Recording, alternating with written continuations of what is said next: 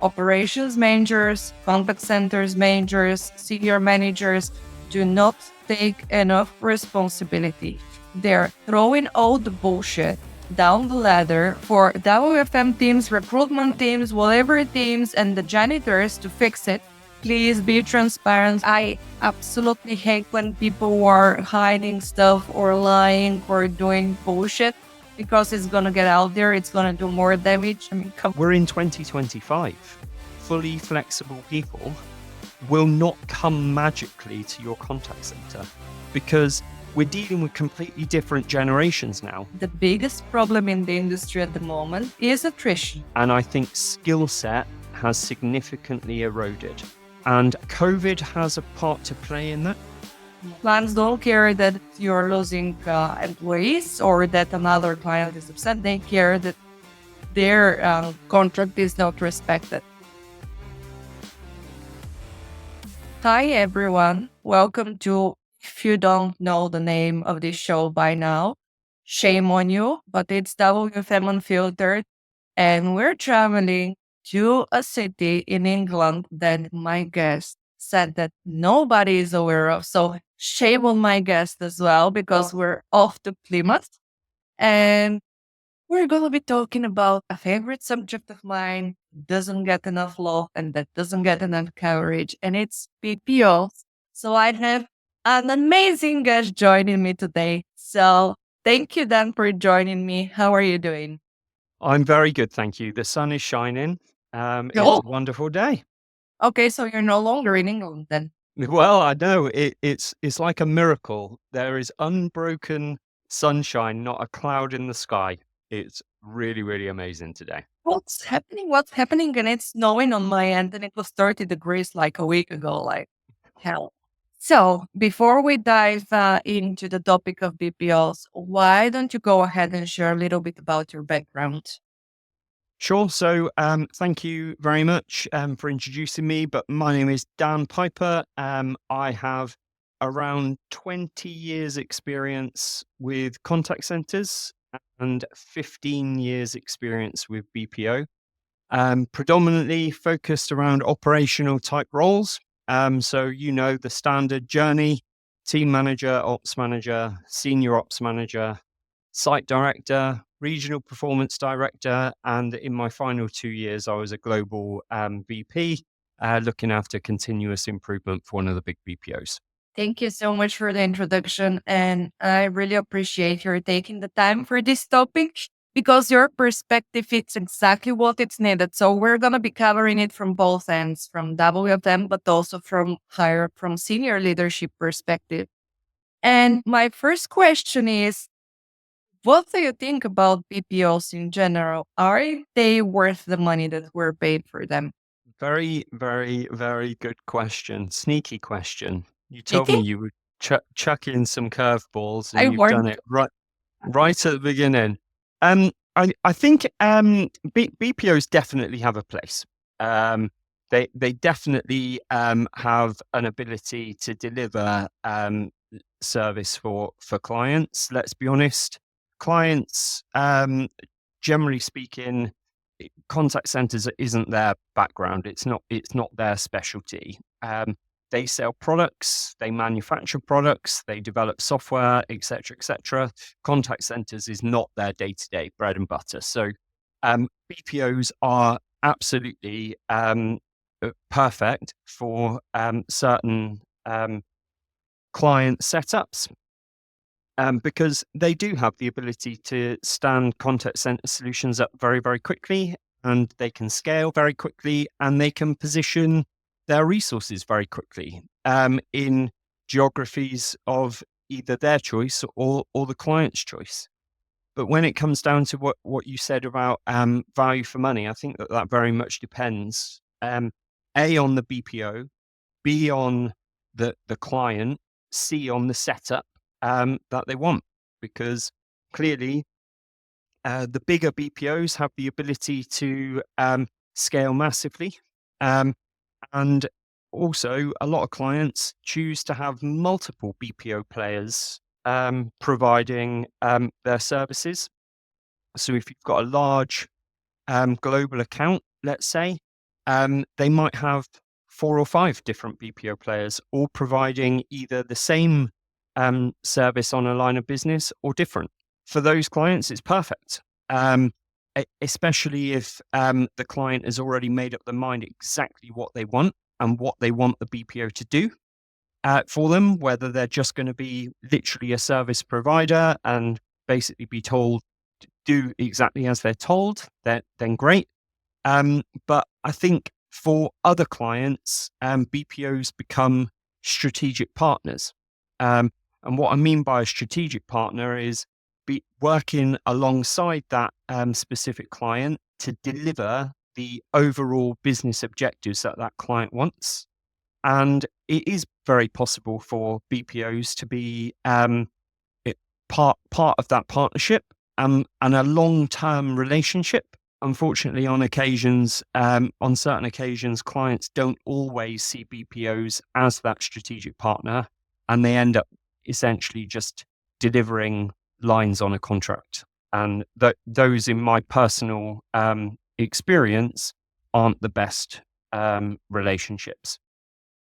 But when it comes to, I'm sorry, to jump in again, the value for money question comes very much down to, is this BPO relationship or is the contact center offering already optimized before it goes to the BPO?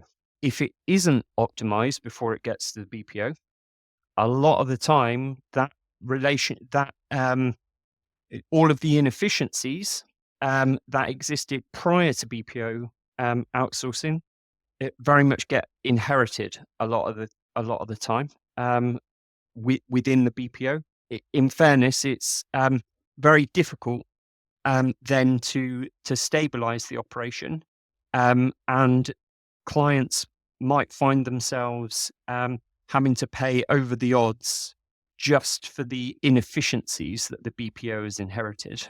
I warned you then. It's not going to be an easy episode for you. I'm sorry. You're going to get yourself into the crossfire. I'm going to start by saying that I started my career in BPOs and I have the biggest love on earth, because for me, working in a BPO is a whole another beast. Like the stuff that we need to deal with, it's compared to an in-house contact center, it's beyond. Like, not only you have to deal with your end customer, but then your customer, which is your client. And it's so difficult. So for every BPOers out there, I'm sending you a lot of kisses and hugs and love. But to senior managers in BPOs, I have some questions that I have noticed that I would like to address. And before we share a bit of love towards the BPOs, we need to share a bit of the problems. And we know there are plenty. So I want to start by saying, you mentioned that one of the benefits is the ability to scale quickly. That's not necessarily the case. So how do we as a client know that this specific BPO has the ability to scale quickly? And I think it comes down to the BPO knowing what the client's business objectives are. So what is the client's aspirations? What are their growth patterns? Are they new to outsourcing? Are they seasoned veterans to outsourcing? All of these questions need to really be asked, and there needs to be a solid, concrete understanding between the client and the BPO of what exactly they're going to be after and looking for within the contractual arrangement. I think let's be honest, we've all seen those Gartner grids, right? Other analysts are available. But you often look at those Gartner grids or those analyst grids, and you look for those BPOs that exist in the upper quadrant. And in essence, a lot of the time, these decisions within clients and procurement teams are very much influenced by those Gartner grids. As for the ability to scale and whether or not the the client's going to get the value and the expected level of service from that scale. I think it also comes down to which market you're in, whether it's the UK market, whether it's multilingual, Americas, whatever the case may be, because clearly certain languages are much more difficult to come by within BPO. And depending on the geography that the client has chosen to operate in, or the BPO has chosen to operate in, it might be quite difficult to find certain languages in that area. Again, I don't think there's I don't think there's a straightforward, easy answer as to whether or not it's easy to scale or not, and how does the client know. I think for me, whenever I've been working with clients in the BPO sector, um, I I've always wanted open, honest, transparent communication, because it most definitely helps to steer and guide the conversations to what is essentially going to help and support that client the best, the most. Without those open and honest dialogues, it can become a very challenging endeavor indeed. And again, it also depends on whether or not that specific client is using another BPO provider at the same time. Are they competing within particular countries, particular markets? All of this stuff has to be considered. I'm listening to you very carefully, and I want to address some stuff that are happening in BPOs that clients are not necessarily aware of, but it Mhm. does happen. I'm sorry, that's information from the kitchen. And one of them is um, there are amazing big BPOs. Sometimes smaller players are more amazing. The problem in both is that everyone wants business, right? Let's agree on the fact that everyone is going to be promising you stuff. And at the moment when you get the business, then you actually have to deliver, which is the moment when a lot of organizations, especially the smaller ones, start the recruitment process. And it's taking a long time to get that staffing in place. So, my first question actually towards you is something that fundamentally is an issue in my head is the locations of BPOs. Because we were mentioning about the ability to recruit people in a specific language. And I'm always looking from the perspective of an end customer, like the Mhm. person who is going to get handled over the phone, email, whatever. And I would say that as much as I understand that we're trying to minimize the cost for our client, that's why we're recruiting in certain locations. Language, I'm sorry, is not enough to prove quality for me. So I actually would like to understand from a higher up, like, what do we do? It seems like the actual maximum when we're recruiting someone is like, do you speak the language? Yes. Can you write maybe in the language? Yes. Okay, you're on board. And then that's enough. And for me, working in a contact center is general, much more than speaking the language. I mean, come on. Yeah, I completely agree. The language, you can obviously speak a language, you can write a language, but essentially, unless you're able to deal with a customer in a native language, it can become a massive challenge. Um, in slight defense to BPOs here, sometimes these language or choice destinations come from the client.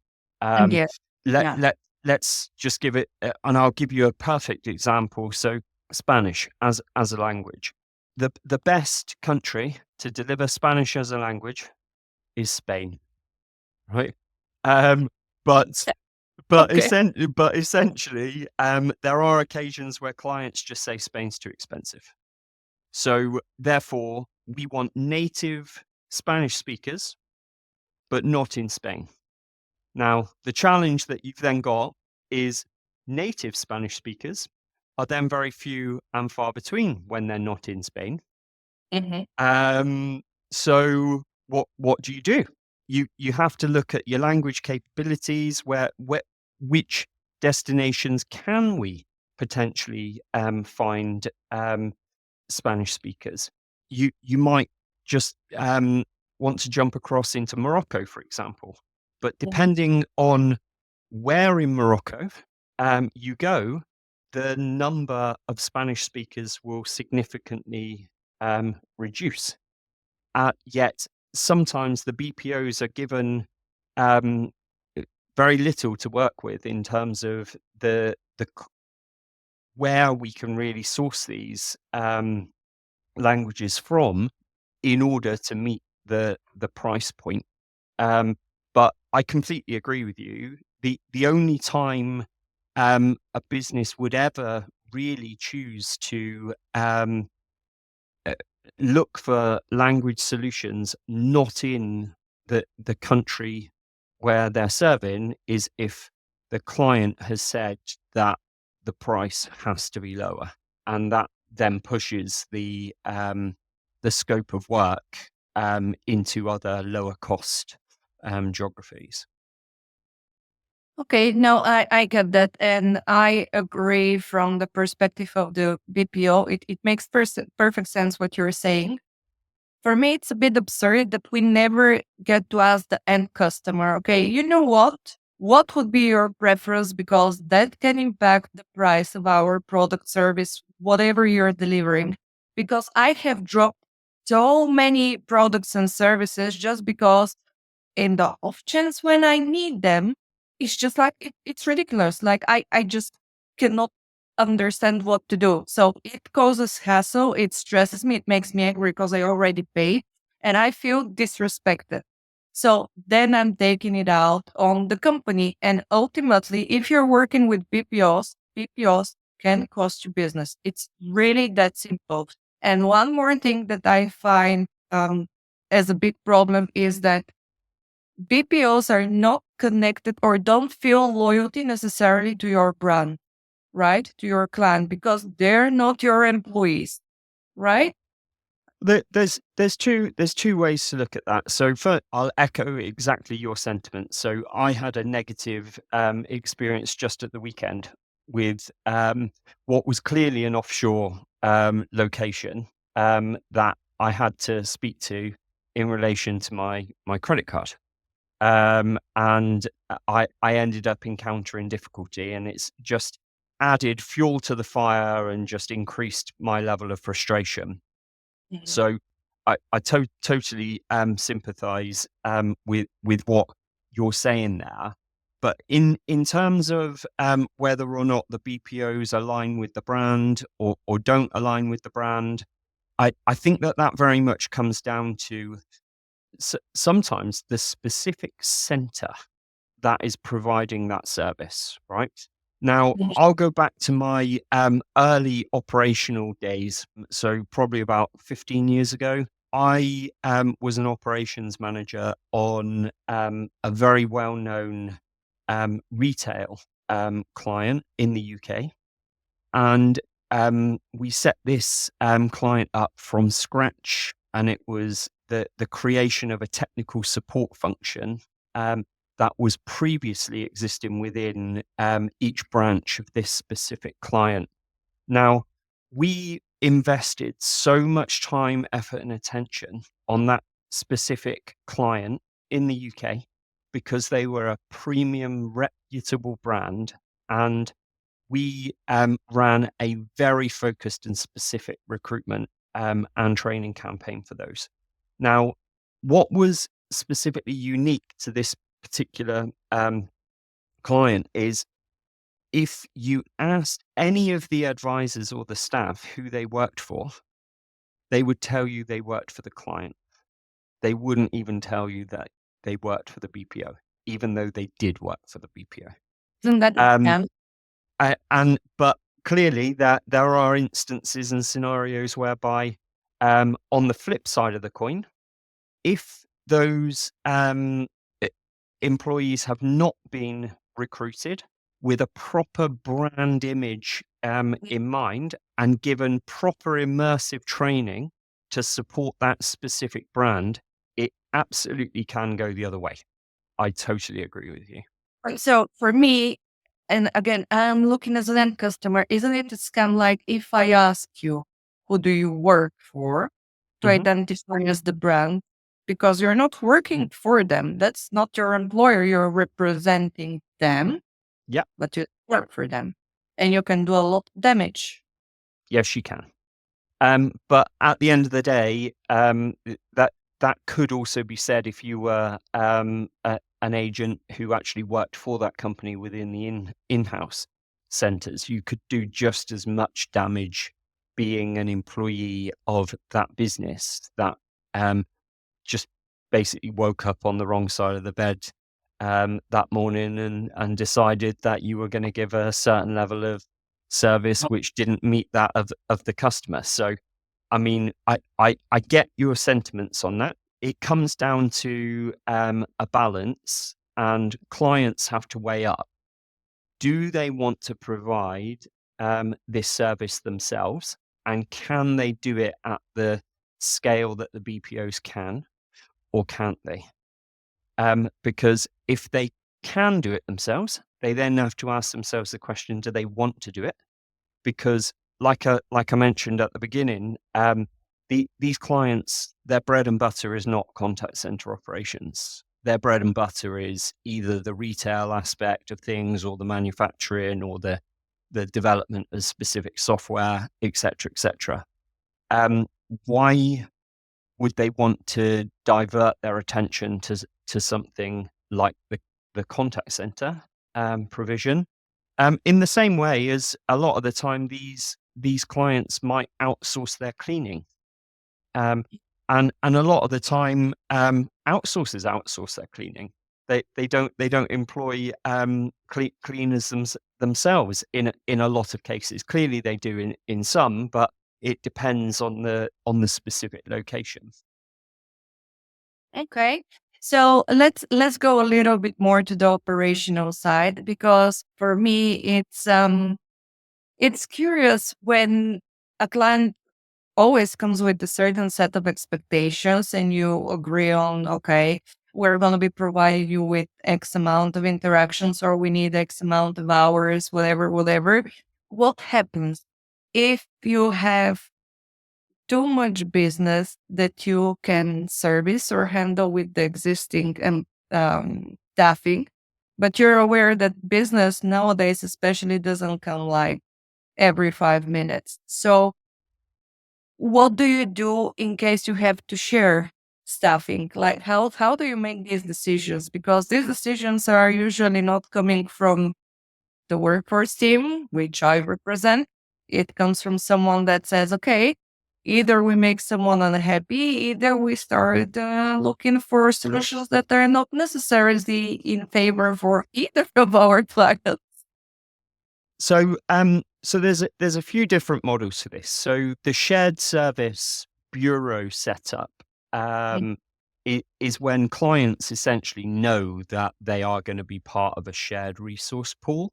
Um, Mhm. and there are specific BPOs that are actually set up specifically to deal with these shared setups. And ordinarily, a lot of these BPOs, the smaller BPOs, can actually be extremely price competitive with offering those sorts of solutions, and the clients will happily accept it if it means that they're they're going to be paying less and keeping their overheads down, and that agent population might be serving 5 different clients. It might be 10. Um, could even be more. And these sorts of setups are generally more simplistic um, operational setups, whether they're scripted, and they can also be stood up tactically in order to deal with things like product recalls, for example. That and they're very, very, very effective indeed at doing that. The other avenue that you spoke about, though, around whether or not there's too little work and are they going to be sharing or whatever.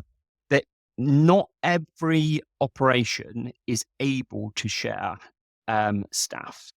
It all depends on the contractual arrangements, but also the security and privacy setups. So, for example, if you're on a PCI compliant campaign, for example, you are not allowed to share those staff. And you're not even allowed to share the PCs or the networks with different clients, because everything is so securely locked down in order to protect that specific client infrastructure. It's slightly different though if, for example, a client is ramping down at the same time as another one is ramping up. But then you find that your staffing then needs to go the other way in a month or two's time. You're Mhm. not, reasonably speaking, going to want to let good tenured people go and have to then recruit them again in 6-8 weeks time. So there are occasions within a BPO where they can reassign staff for temporary periods of time, but it's not, well, I'm going to be doing these sets of calls with this client in the morning and then this set of calls for a different client in the afternoon. It doesn't generally work like that. They would be reassigned and redeployed onto another campaign for a set period of time ordinarily to cope with the seasonality in the call volumes. But I can't speak for every BPO. There might be certain BPOs that do it in a slightly different way. But from my own specific experience, that's generally how it works. I really like the political answer. I agree with you. This is how it's also supposed to work. It's not how it works all the time, and we need to address it. Sometimes what happens is, let's take a step back. And I think we can all agree that the biggest problem in the industry at the moment is attrition. We can't find people. We have the same set of agents that are going from one contact center to another, and everyone is basically constantly upping the salary with a bit of money, and you have that rotating ball. But we can agree that most contact centers, especially BPOs, are kind of struggling with staffing.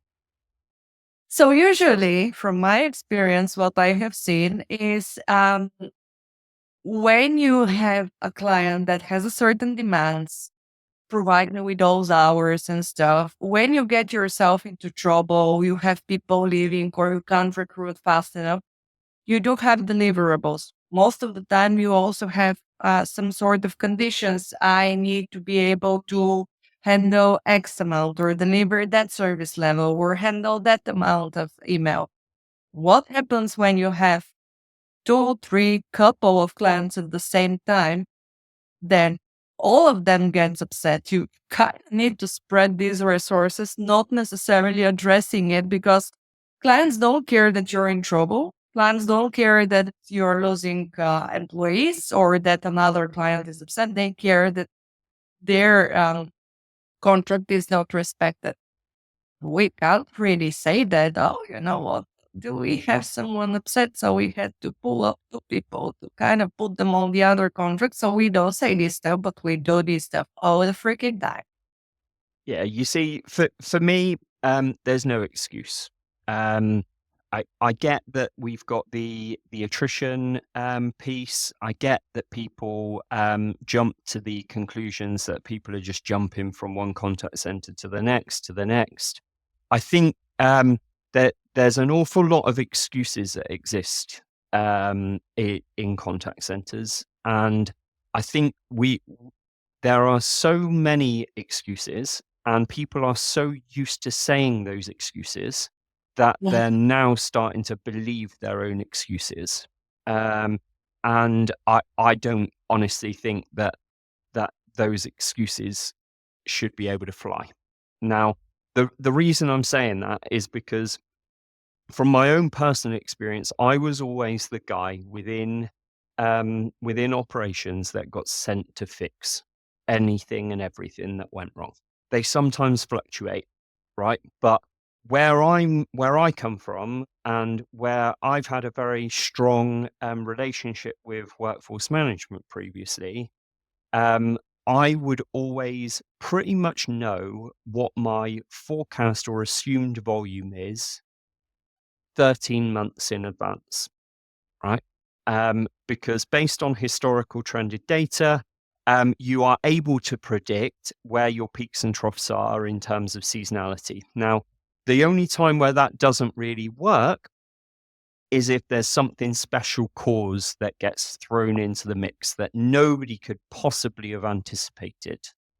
But for me, the the good mechanism working with WFM and recruitment and training and operations, it's all one system. It's not one system versus another system versus another system.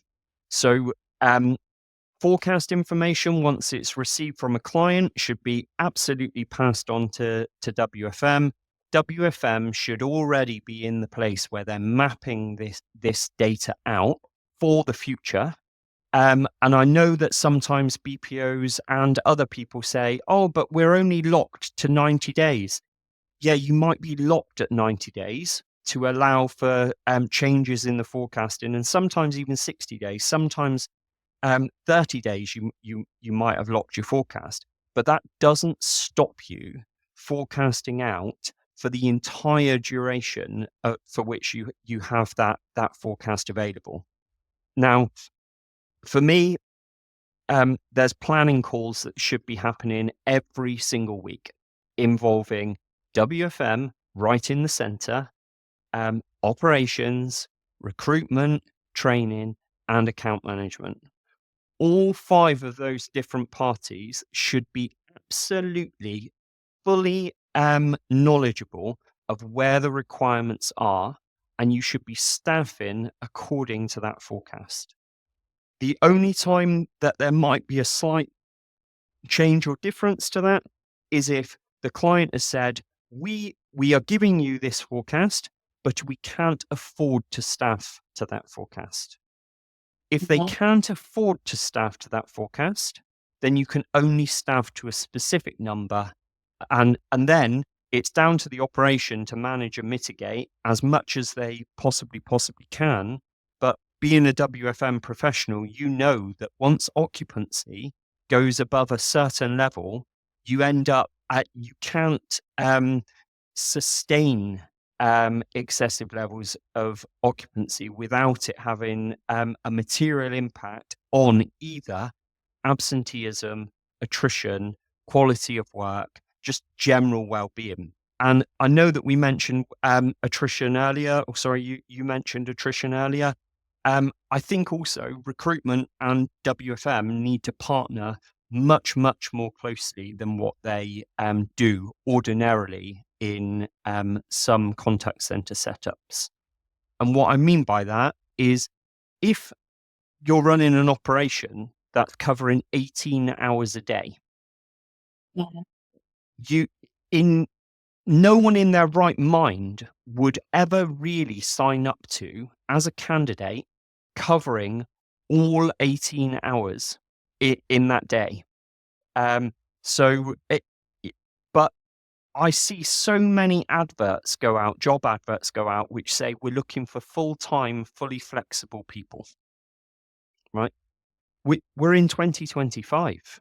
Full-time, fully flexible people will not come magically to your contact center because we're dealing with completely different generations now. No one wants to be starting a shift at 6 o'clock one day, 10 o'clock at the next day, 3 o'clock the next day, covering all operational hours that could be sent.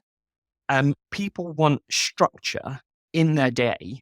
So depending on the size of the operation, it's within the gift of WFM to be able to supply recruitment with a series of shifts that they can target specifically to a specific group of people. instead of just putting one advert out, which says we're looking for full-time, fully flex people that will be covering all of these hours. Guess what? The next job that comes up, I know which one I'm going to leave to go to, and it's the one with better, more regular hours. So I think that there is so much more that operations, recruitment, and WFM can do to make shift patterns more appealing in the first place, which would reduce attrition in certain respects. No, it's an interesting point, and I agree with everything that you're saying. I have several thoughts about it, but I specifically want to challenge you on this point. Who is supposed to fix that? Who is supposed to come and say, okay, let's make it a bit more appealing. Let's offer a set of shifts or whatever that the candidate can choose from, whatever it is. Is it recruitment? Is it WFM? Who is the driver in this one? So I think it depends. Whenever I've been given a failing operation, it's always been my job to identify the reasons why it's failing and put solutions on the table in order to overcome some of these challenges. But Interesting. but I it's will stop. never been. Sorry, Sorry, carry on. I want to stop you again specifically here because I want to address this to you from your perspective to give you the possibility to fully go in that direction. Operations managers, contact centers managers, senior managers do not take enough responsibility. They're throwing all the bullshit down the ladder for WFM teams, recruitment teams, whatever teams, and the janitors to fix it, but they are not the ones saying, okay, guys, listen up. We need to make it work. It's like such a silo type of organization, especially in BPOs, because I have worked with so many, they don't even give you access to the client. So I have to pretty much guess or hope that somebody is going to give me a forecast. And for me, I'm sorry, responsibility is somewhere Yeah, in it and and gather. and I've seen scenarios where I've experienced exactly what you've just said, right? And I think it comes down to who is taking responsibility and who is driving accountability. Now, I mean, I've been in the contact center game a long time, as I mentioned before. Uh, Longer ago, there was much better training available for leadership functions. And I'm not just talking senior leadership, I'm talking team leaders, team managers, ops managers, site directors. There was prescriptive content aimed at every single level in order to provide a holistic overview of the areas that they needed to take ownership and responsibility for. In recent years, my gut feel is that training has diminished, and I think skill set has significantly eroded. And I think COVID has a part to play in that, because the second that everyone went into lockdown, all of these businesses instantly looked for the remote, easier alternative, right? And when people moved to that easier remote alternative, they didn't necessarily build training collateral that met the exact requirements and competencies that existed in a face-to-face environment. What they thought was, this COVID scenario is going to be over before we know it.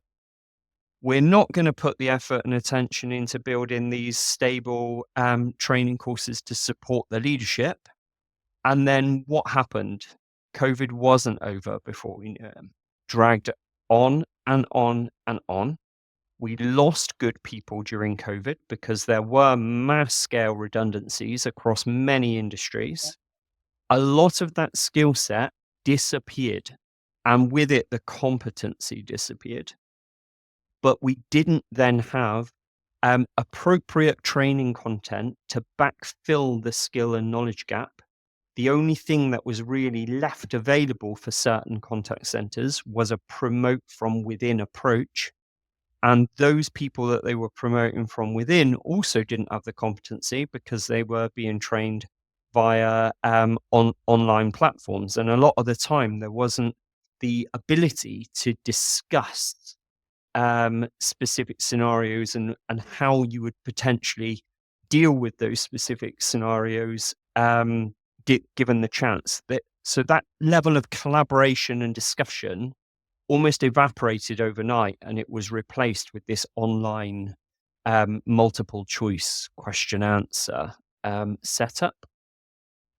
So clearly, I see that there is a massive gap with competency now within leadership across all facets of contact centers. And I'm not just specifically talking about operations. I think I've seen competency gaps within WFM. I've seen it within recruitment. I've seen it within training. I've seen it within the upper echelons of leadership as well, within the site directors, people that have been promoted into those roles that have come in from the outside, which don't even have a contact center background and don't understand what the significance of an AHT is.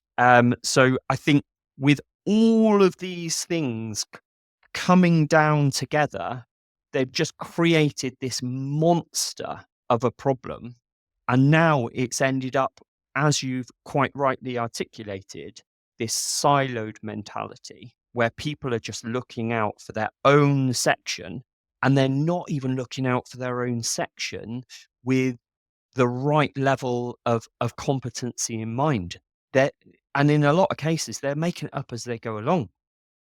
And this is where I think there needs to be more strength in senior leadership that drives a collaborative responsibility and accountability culture.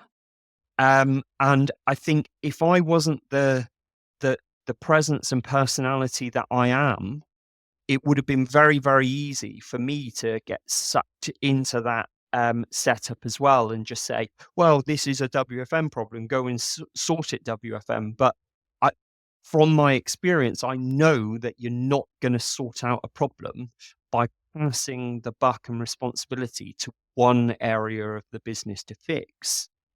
It's important for everybody that's involved within that system to come together and work out and build solutions to tackle the problem as a collective entity, not as a silo. I love that.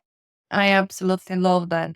And before I let you go for today, because I'm already having the naughty ideas of webinars, you know me, I should always have something in mind. And for a long time, I wanted to address the topic of BPOs and what works, what doesn't work, what's happening in the kitchen. And I know that this episode was a little bit more on the higher up overall, the situation about BPOs. So hopefully you're going to take me on my offer to join me for a webinar. But before that, any last words of advice? What makes for a successful BPO, for a healthy BPO? Respect every departmental entity for the skill set that it brings. Collaborative working is absolutely the best way to achieve brilliance. There is no hero in this, whether it be sales, account management, operations, WFM or recruitment or training or every other function. You need every single function within a BPO to be adequately and properly trained to deliver excellence for the client. And it's not a one-man show. That's all I've really got to say. Love it. I'm going to mention one more thing. In defense of clients, I'm sorry, I just have to throw it in there. Please be transparent with your client, with your end customer. Please be transparent. Like, I absolutely hate when people are hiding stuff or lying or deceiving or doing bullshit, because it's going to get out there. It's going to do more damage. And you'll be surprised how much people are willing to compromise, work with you, collaborate with you if you're just giving them the respect of saying where things are. Please be transparent. That's how we end up for today. So Dan, thank you so much for joining me. I'm gonna be connecting with you offline again. Thank you. Thank you. It's been a pleasure. Likewise. Thanks for joining us today. I'm your host, Irina Mateva, founder of Right WFM, where we believe that every business and its people are unique and deserve the right solution to their challenges. If you need support with workforce management, we're just a message away. Get in touch at irina@rightwfm.com or info@rightwfm.com. If you like the content and would like to support the show, please subscribe to WFM Unfiltered on your favorite podcast platform, leave a review, and follow me on LinkedIn. You can also show some love to our great sponsors. For more information about them, check out the episode notes. This is your place for real WFM, so to suggest guests or topics, get in touch at irina@rightwfm.com. See ya!